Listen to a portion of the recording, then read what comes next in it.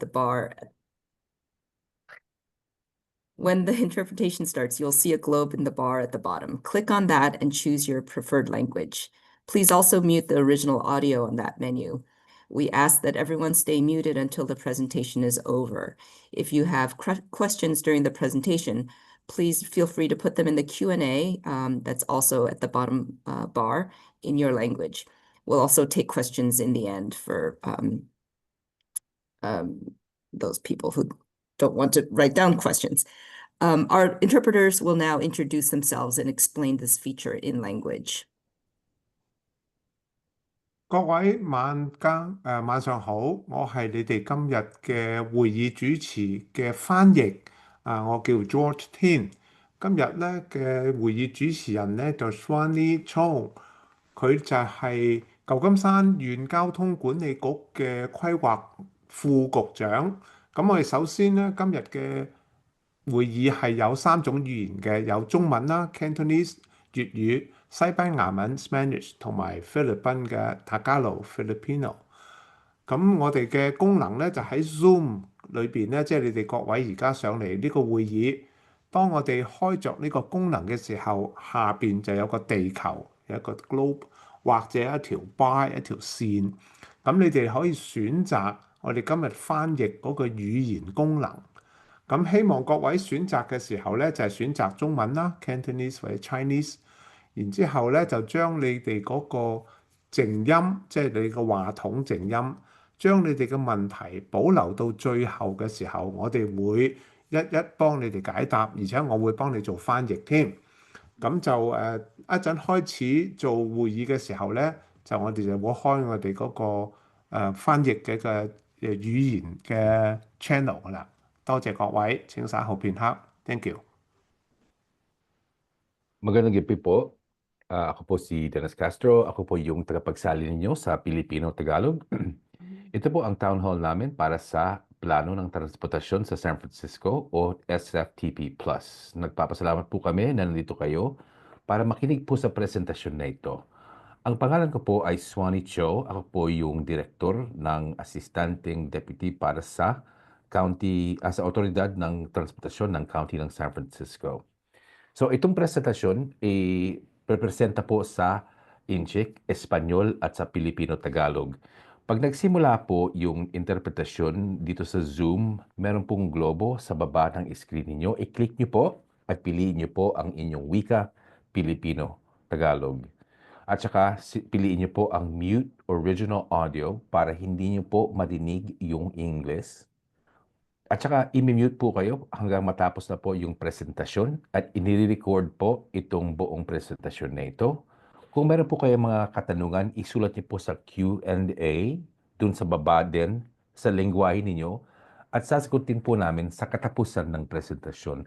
Maraming salamat po. Thank you. Buenas noches, yo soy su intérprete de español, Elizabeth. Esta presentación cuenta con interpretación simultánea que se llevará a cabo en cantonés, español y filipino-tagalo. Esta noche vamos a usar la función de interpretación en Zoom, así que tomará un minuto para explicarle cómo funciona. Cuando comienza la junta, la función se va a iniciar y entonces así que tomará un minuto. Cuando comience la interpretación, usted va a ver el icono del globo terráqueo en la barra inferior. Escógela, hazle clic y elige su idioma preferida. También le pedimos que ponga en silencio su audio original en el mismo menú. Por favor, manténganse en silencio hasta que termine la presentación. Si tiene cualquier pregunta durante la presentación, siéntese libre de escribirlo en la sección de preguntas y respuestas en su idioma. También vamos a responder a todas las preguntas al final. Gracias. Great, thank you. I'm now sharing my slides and we can start the presentation. We'll turn on the interpretation channels and give everyone a minute to select their languages.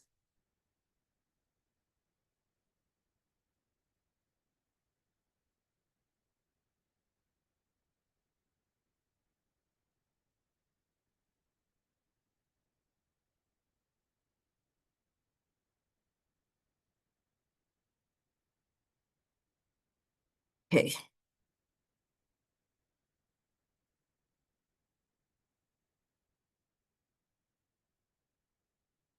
Okay, so good evening again. Welcome to our town hall. My name is Swanee Cho, and joining me as well are additional members of our SFTP Plus team, Rachel Hyatt, Amy Thompson, Martin Reyes, Daniela Rible, Rebecca Banos Conde, and our community engagement consultant, Abraham Vallon. So we are here today to talk through the SFTP Plus plan in 3 sections: the plan purpose, changes in travel patterns, and the long-range investment strategy. Then we'd like to discuss your priorities. I'm going to pause a little bit for the interpreters. So what is the San Francisco Transportation Plan? Briefly, it is the 30-year investment plan for our transportation revenues. It is one of the Transportation Authority's core responsibilities, and our SFTP is coordinated as required with the Regional Plan Bay Area. These are the goals we strive to achieve with the SFTP. These goals were developed together a few years ago, working with SFMTA and the planning department and with significant community input.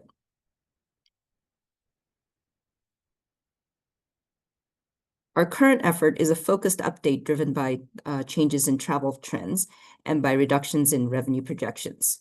We're in the first round of public engagement now, seeking to hear your priorities for the transportation system. We'll come back to you with scenarios and options for consideration later this year, and the final report will be adopted by the Transportation Authority Board. Next, we'll talk about present-day travel trends and needs. Here's a summary of how things have changed in the last few years. The biggest change is the drop in travel, 41% fewer trips to, from, and within San Francisco. We also see that regional transit trips are down. San Francisco's population and jobs have declined. We're clearly in a downturn moment. However, we know that there are always ups and downs, and it's important we do the planning now for a healthy recovery.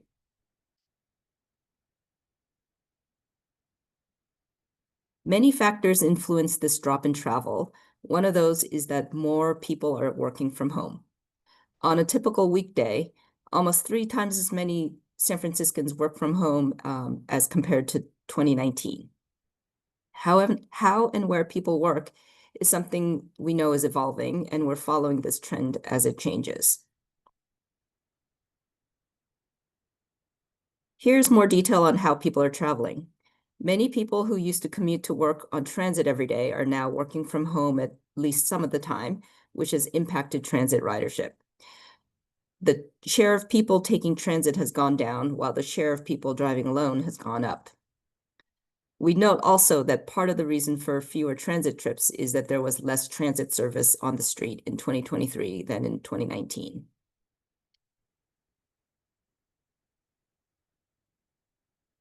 We investigated travel trends by income group so we can understand how to support our most vulnerable residents.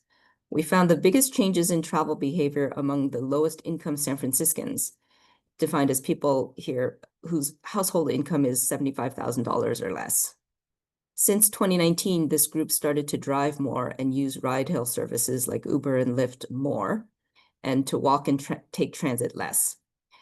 We know through census data that people in the lower income groups are much less likely to work from home, so it's even more important that they have affordable transportation options and don't have to rely on a car to get around. The goal is for everyone to choose their most comfortable, affordable option. Another critical issue that we're facing today is the transit fiscal cliff. We're working collaboratively with SFMTA on funding packages through the Muni Funding Working Group to address Muni's needs, and we're also working with MTC and other counties on the design of a potential regional measure to address the issue. We all know there's significant risk of major service cuts if those revenues don't materialize in the near term. However, because this is our long-range plan, we assume that we will find solutions for this immediate crisis and that revenues will be available to maintain transit service at 2023 levels.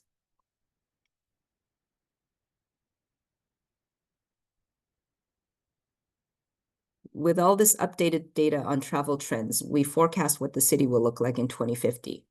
Our projections must align with those in the regional plan, which forecasts more people and jobs in San Francisco and the Bay Area. So while we lost population recently, we know San Francisco is an attractive place to live and work. The city has bounced back from economic downturns and even major earthquakes.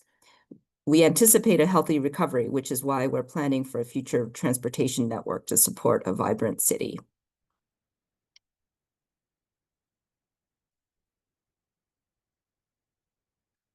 So here's a comparison of congestion in 2023 and 2050.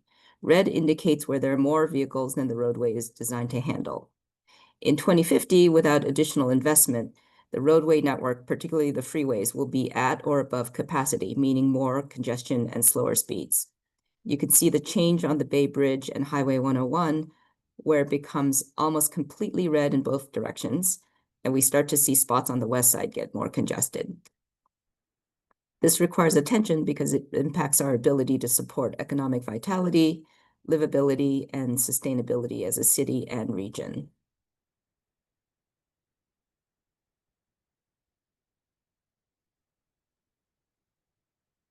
And here's a comparison of crowding on transit. Here too, without a shift in investment, buses and trains will get more crowded. Crowded transit is uncomfortable, of course, and it contributes to delays and unreliability, which in turn impact the economic vitality, livability, and equity of our city.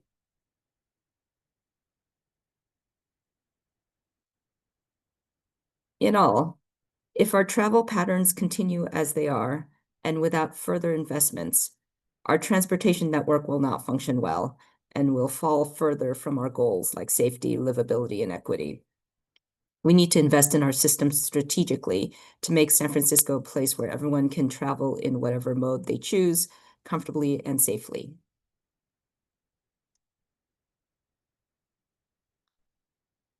So now we shift to the investment strategy to address these challenges. Overall, we're seeing a 12% drop in revenues over the next 30 years. We expect revenues from federal, state, and regional sources to remain about the same. The current administration is creating a lot of uncertainty, but we maintain these projections over the long term. Where we see significantly lower revenues is locally in San Francisco, shown in pink. San Francisco is lagging in recovery as compared to the region because we've been hit particularly hard by the work from home trends and the resulting drop in transit ridership and revenue. We do want to note here that we're including some new revenues from potential ballot measures in the investment plan shown in the blue hatch. And again, these projections are consistent with the regional projections.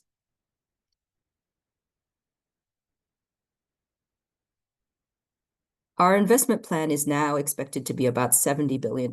Most of this, about $60 billion, is committed to specific projects or uses, and roughly $10 billion is discretionary. In addition, we continue to show approximately $15 billion for the vision plan. Vision plan funds are potential new funds we could see over 30 years. These could be new revenues from other sources, potentially future ballot measures, private contributions, or other sources. We want to prepare now for how we would use these new funds to improve our transportation future.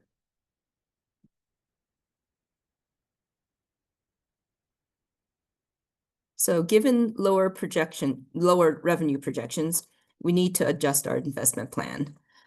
Following the region's approach, we first prioritized transit operations to maintain 2023 service levels. This is the biggest category of spending, over 60% of our plan.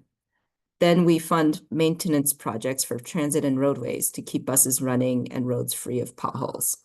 By keeping facilities and equipment in a state of good repair, we can extend their useful life and save money in the long term. We could spend every dollar we have on those two categories. However, we do reserve some discretionary funds for other spending categories.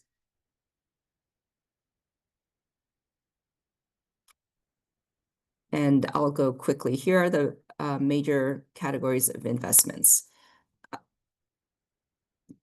Safer and complete streets. This is projects like traffic calming, daylighting, and pedestrian improvements to improve safety and livability. We have major transit projects. This includes major transformational projects like the portal and capacity improvements for BART and Muni. These projects improve and expand our overall transit network and make it easier to get around. Freeway management. This includes projects that address safety and operations without adding capacity. Projects might include redesigns of interchanges or study of HOV lanes, ways to help move people more efficiently. This category also includes projects that help protect our transportation infrastructure against the effects of climate change. Finally, the Transportation System Management and Planning category funds a variety of measures that help us achieve our goals. It includes planning efforts both citywide and at the neighborhood level, especially in equity priority communities, climate-related projects like electrification, and education and travel incentive programs to get more people to choose transit or biking or walking. The fourth bucket in this category is what we call system management technologies, making our system more efficient, more user-friendly, and affordable. So this is a fairly small category, but it is cost-effective in terms of making our transportation system more equitable, safer, and supportive of economic growth.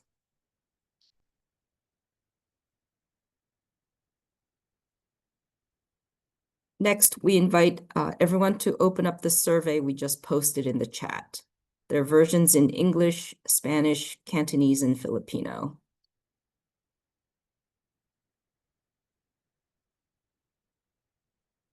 There are 3 short questions about what you've heard, and we're hoping everyone will fill out the survey so we can hear from all of you. I see the survey links just went in the chat.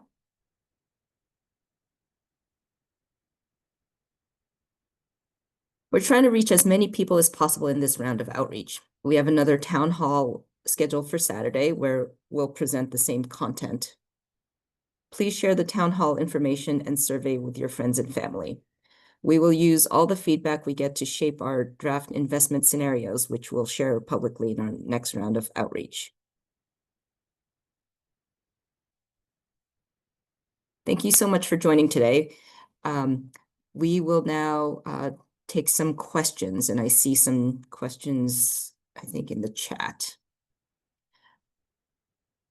And for those in the language channels, we can take questions from those later.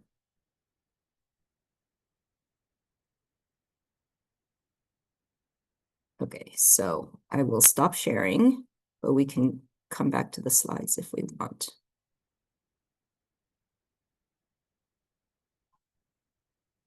Okay, looks like the questions are in the chat. Okay, so there's a question about where is the money coming from, Prop L or what else? So I'll give the interpreters a minute.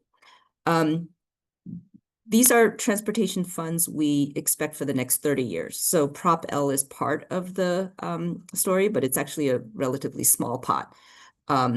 It includes all of our funding from federal, state, and regional sources. So kind of like formula funding we get for transit operations is included. And as I mentioned, other sort of potential ballot measures to address the fiscal cliff is included, and other, sort of state funds. So like cap and trade funds that we get for transportation projects. So it's sort of all of the transportation dollars that we expect to see. I hope that answered your question. How did we come up with the multiple choice options in the survey? Those are choices that we think translate to the different spending categories. So in question 2, the options for the priorities relate to the spending categories. So for example, if you are interested in the like system management technologies, for example, you know, that would suggest that you would prioritize the last option. There's also, you know, options in the survey that correspond to other spending categories that I just showed in the last part of the presentation. I also see a hand raised by one of the members. So I'll go ahead and ask you, I'll ask you to unmute and you can ask your question here live. Hi, thank you for the presentation. I have a question about additional funding sources that might be considered. Is something to raise revenues such as congestion pricing or charging for parking? Is that something that we're looking at to improve the outlook? Generally, yes. Oh, I should give a minute for interpretation of the question.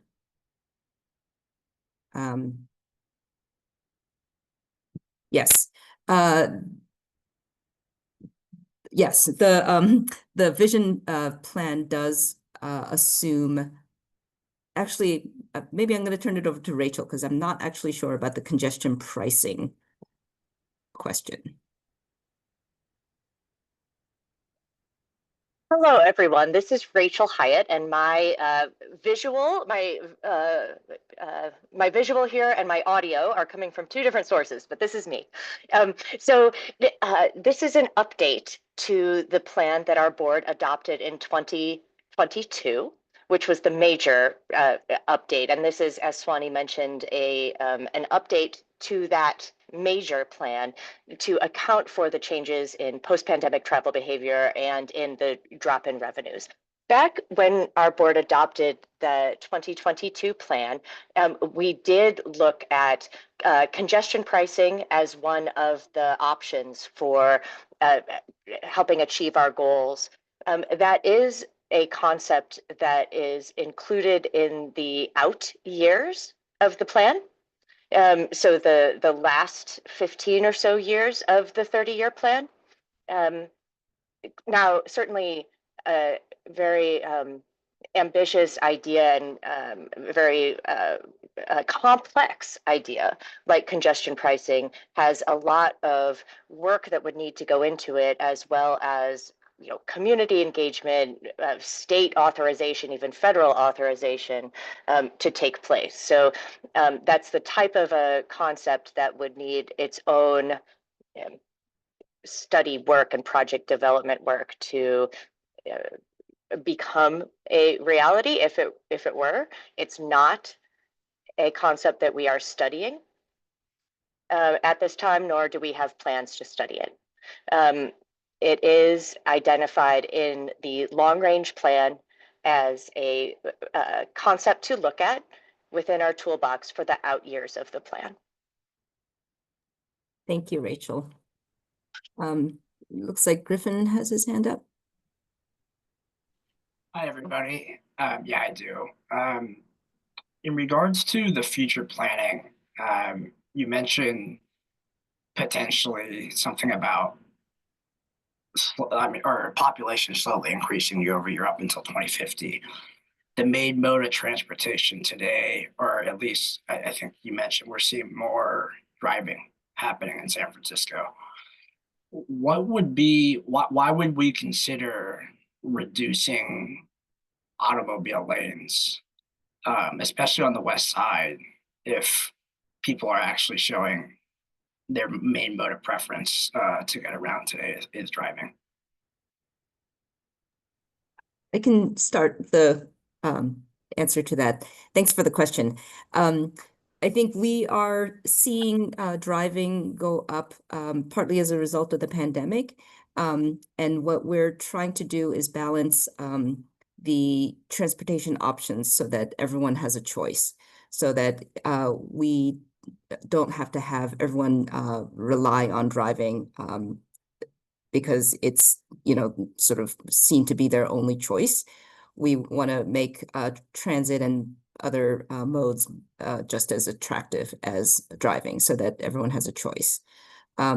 We also know that the city is constrained, and so we're not in a position to build any more streets or lanes.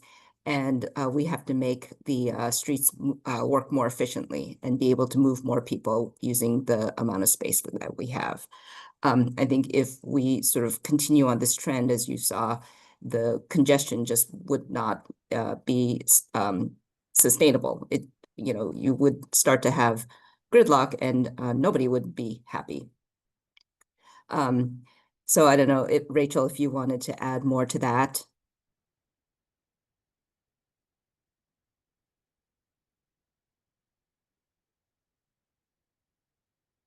Great. Okay, looks like Noah has a question. Yeah, thank you. Just another question. The graphic that you showed showing increase in congestion was very interesting. And I'm also curious to know, I'd seen something about the removal of the 101 freeway spur to open up new land for housing. Is that something in terms of freeway removal that's being considered? I think that we'll let Rachel take that question. Rachel is very close to that. It is not. So something that we are studying as part of a separate project is the use of our freeway space in San Francisco and how to make that more efficient and able to move more people more reliably. That's our San Francisco Freeway Management Study, which I can provide you more information about. It's just in the very beginning stages of starting. However, that study does not contemplate removing sections of freeway. Is that possibly going to be studied in the future? Is there a plan for that? We do not currently have any plans to study removal of sections of freeway. I would love, if you're interested in our freeway management, I would welcome you and your community's engagement in our San Francisco Freeway Management Study. So I would love to share with you, I'll put it in the chat, our website there. We're at the very beginning stages of that study, however, so we don't have any particular dates for outreach at this time, but there's a place where you can sign up to be a participant, to be notified about the work that we do as that starts. Thank you. That'd be great. Yes.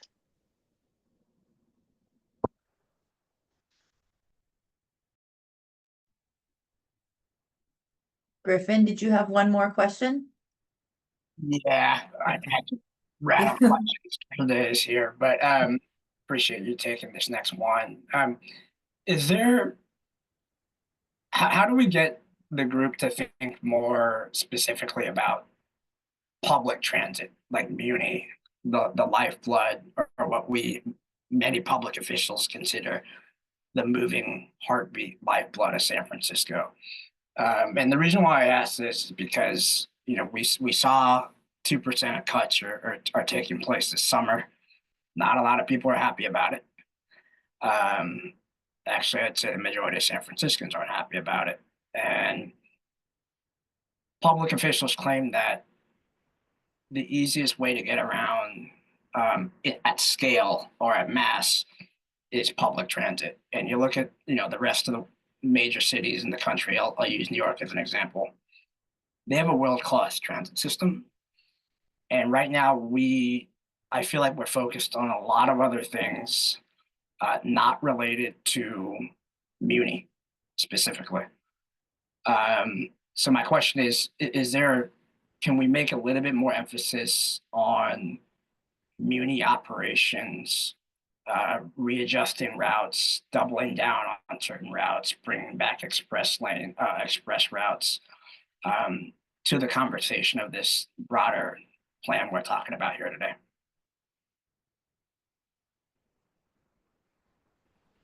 Yes, I think we would love to talk about those kinds of things. This effort is primarily a investment plan So the kinds of things that you're talking about are the things that would fall into the, some of it is in the transit operations enhancements category, which is one of our first priorities to fund. So things like reliability improvements and looking at, sort of the service levels and making sure that it is optimized for, the way our city is growing and changing. And then there's also, I think, investments we can make in that last category about using technology to make things more seamless, helping with affordability, things like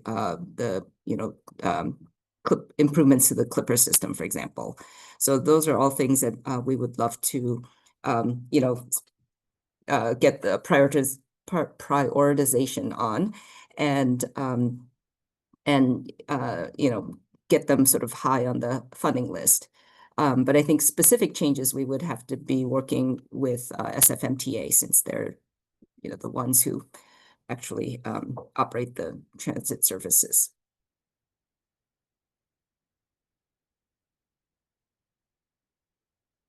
Does that answer your question?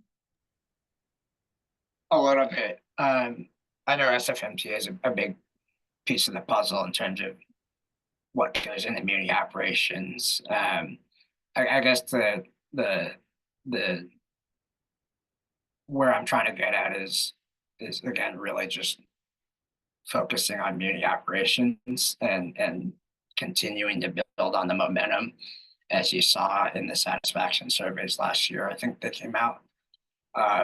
But if you put out a survey today, I don't know if that survey would hold true, due to what we've seen over the last 6 months and how things have been handled. And when you look into the foreseeable future, come November 2026, SFMTA, the cities, they're trying to get a ballot measure on there right now to further fund transit. Well, who's going to trust that will continue to happen, even if we did spend, or even if we did give a piece of our taxes back to the system, back to the agency, while we're also heading into a massive deficit. So I think working with SFMTA to really identify within the budget where, at least in the nearer term, next couple of years, you can identify together where we can get budget from without having to rely on a massive measure come November 2026.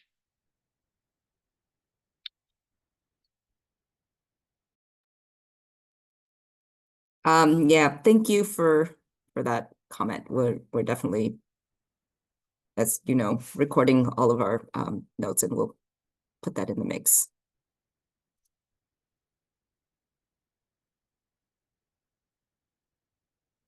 Do we have any other questions?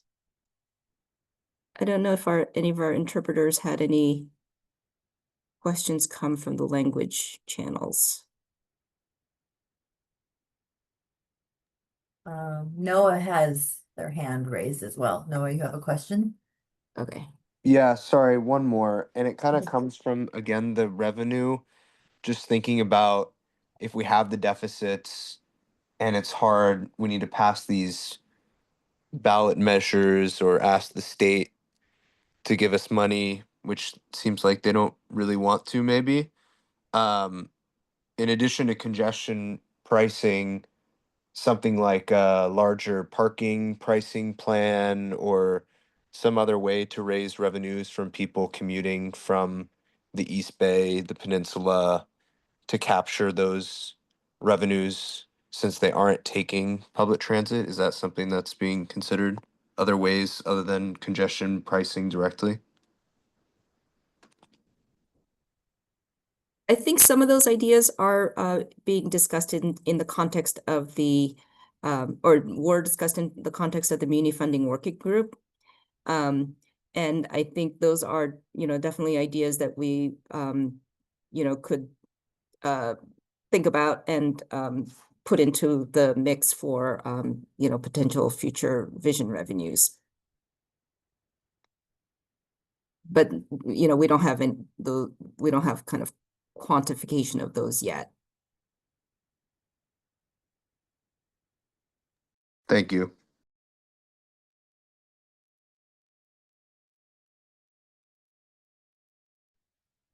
Great. Oh,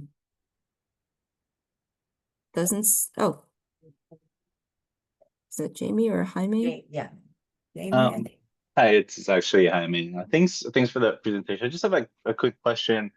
I'm looking at, the Plan 2050 report, and I noticed like Free Muni for Youth, for example, says the pilot will conclude in 2024 with the current funding.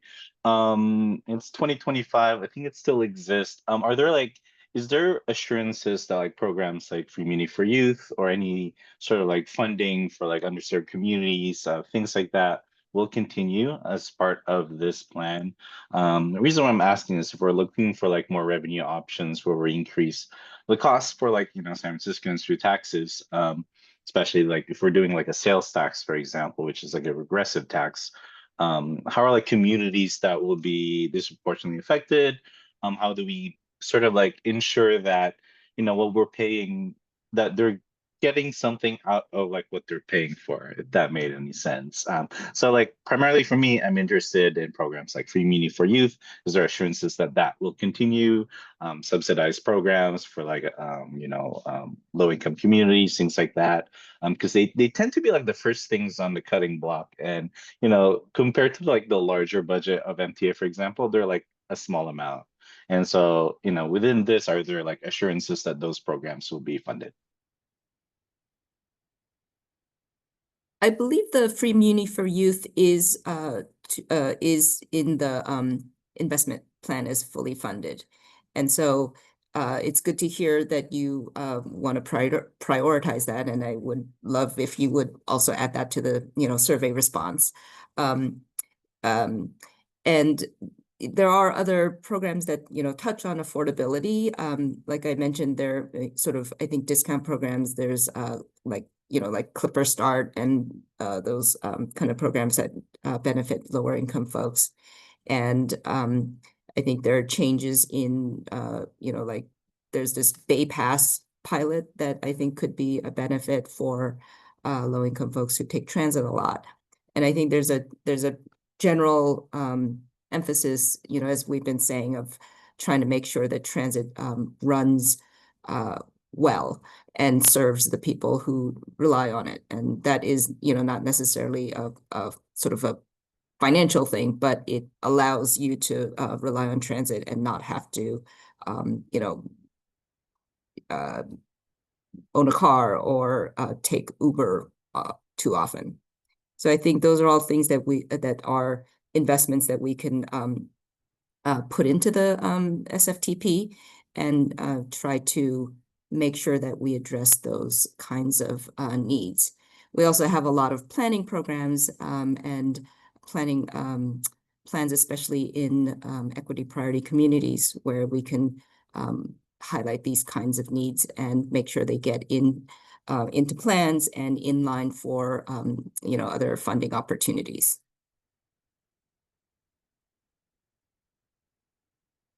Does that answer? Yeah, thank you. I'd like to see more Bay Passes for a lot more folks, honestly. But yeah, thank you for that.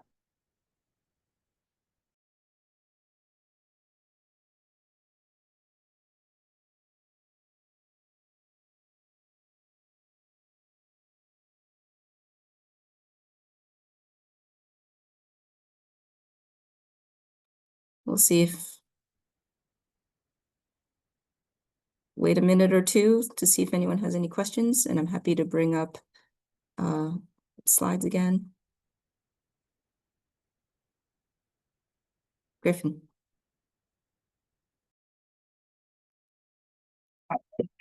The one other thing, it's not so much a question, but more so a recommendation or suggestion on this surveys. To me and to a lot of people who I represent here in San Francisco, they feel like the options are a little bit skewed. And they feel like, and I feel like they are they are trying to get, meaning you guys are trying to get to a specific answer with these survey options in the multiple choice. I can give you an example if helpful, but making our streets safer for all, like what does that exactly mean? If we click that answer and put number 1 there, make streets safer for all, what does that entail? So that's my suggestion and recommendation. Making streets safer for all, for example, could interpret a lot of different things.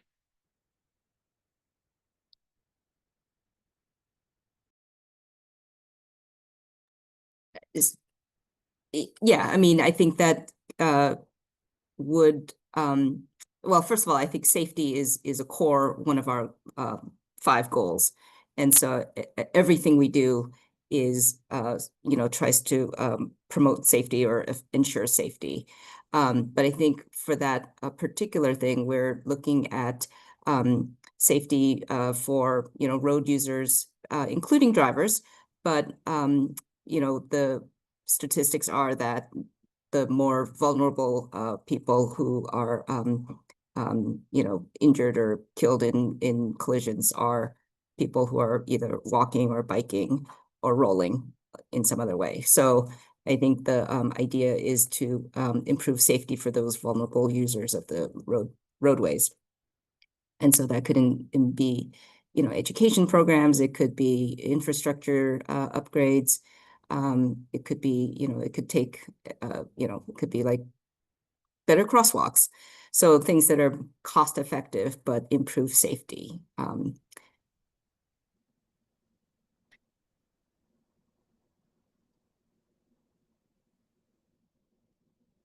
Maybe Noah, you have another question? Yeah, thank you. I just thought of this also because Griffin makes a good point about that.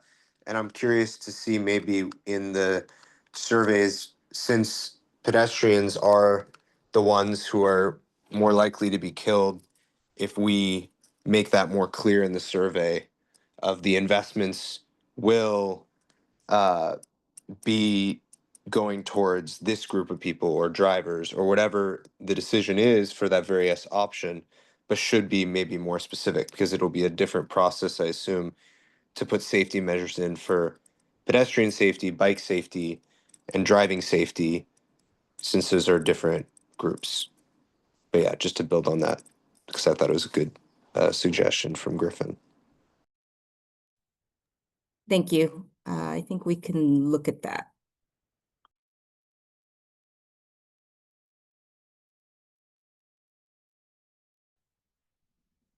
One more example, maybe. I don't mean to hoard the conversation here, but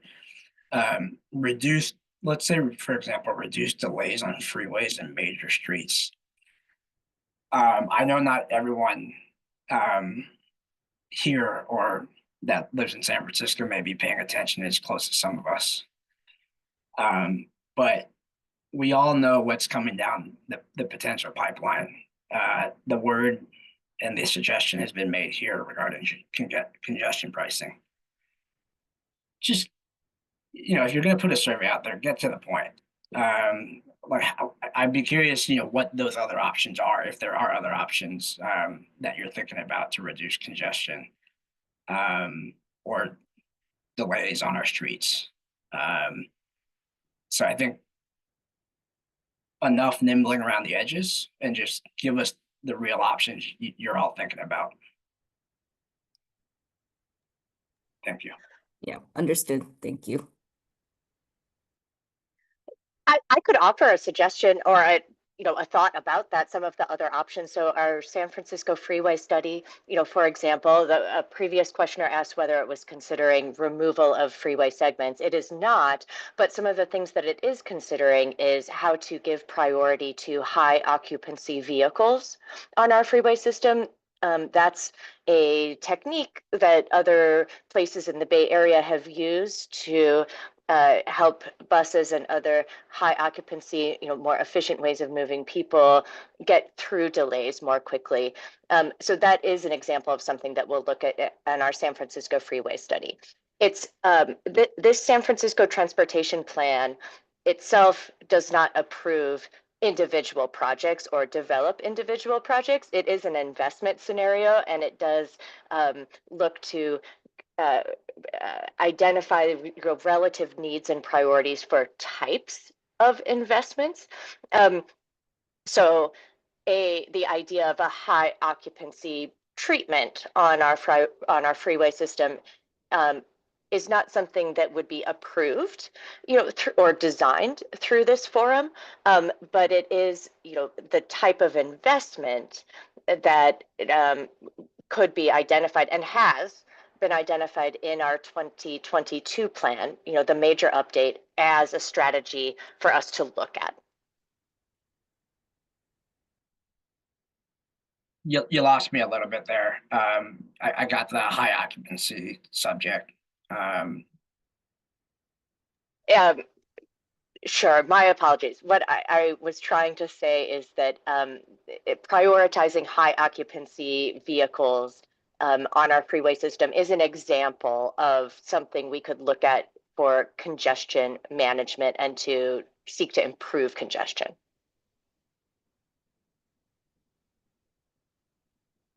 Got it. Appreciate the context.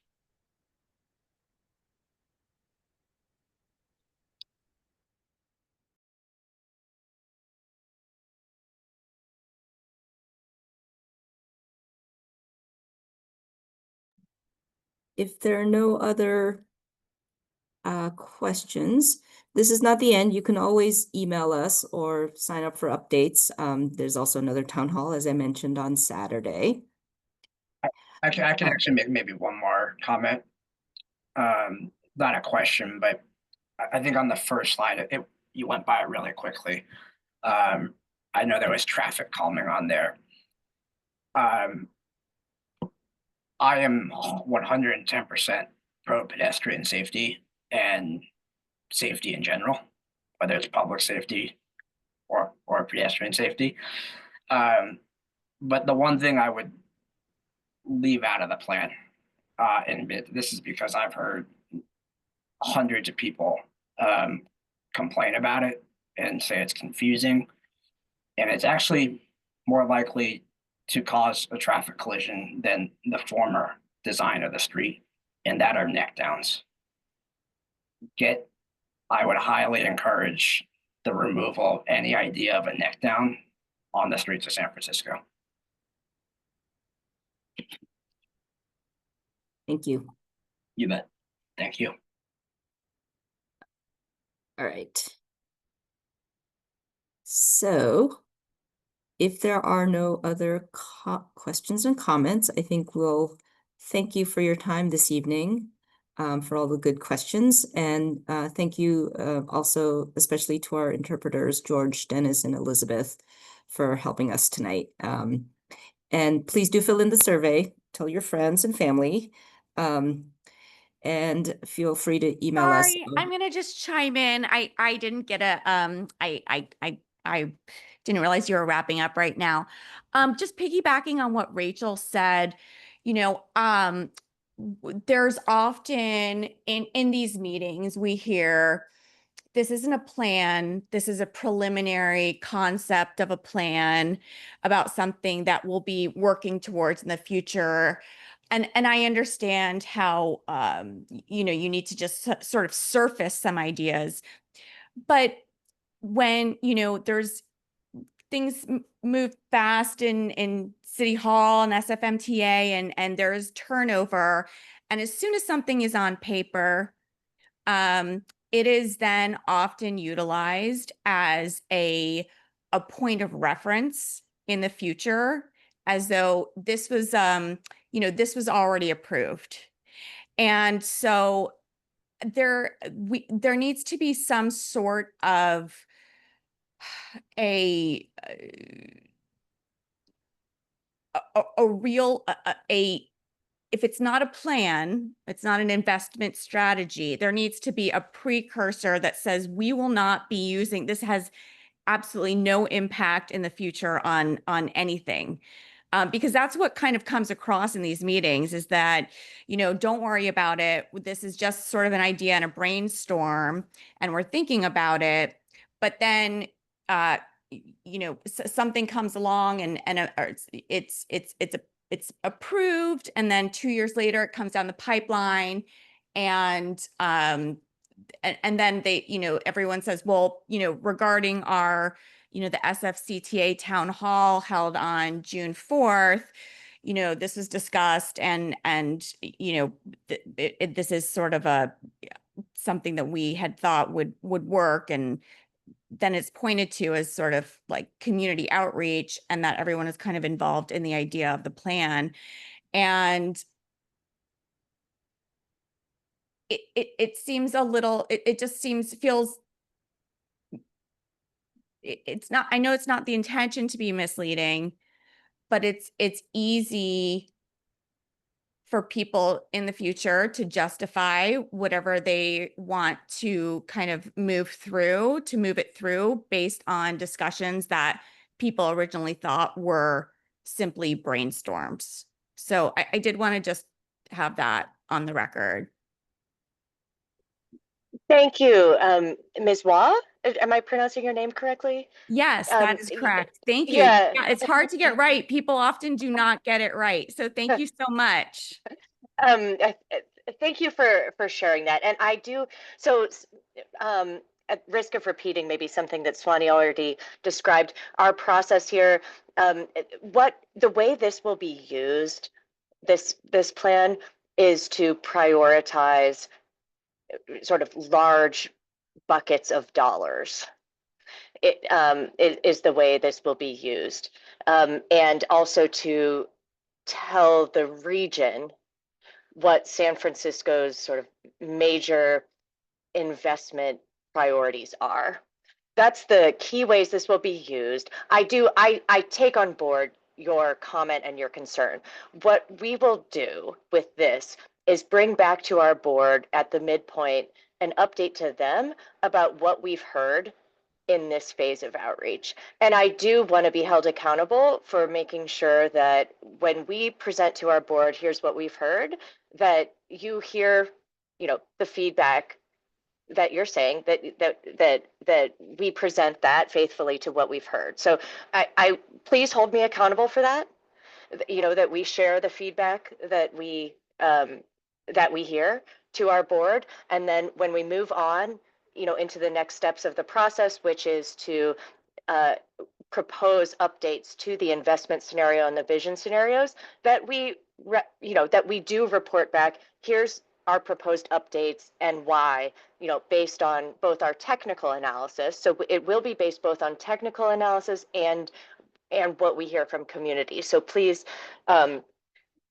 I appreciate and I respect your point there, and want to just offer to, be accountable to reporting back what we hear to our board.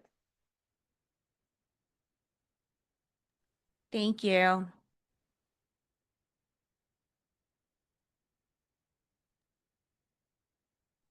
Thank you. And we can wrap up. There's one thing. There's a question Griffin was asking in the chat, if Rachel's referring to the SFCTA board, and yes, that's what Rachel's referring to, just to clarify. Thank you, Griffin, for that question. Great. Okay, so I think Daniela has put in the chat the link to the survey again, just so you don't miss it. And we do thank you again for all your time, and it is the evening, so we really do appreciate your joining us and for your feedback. So with that, I think we can close this meeting. Thank you. Thank you, everybody, for your time this evening and your thoughtful questions.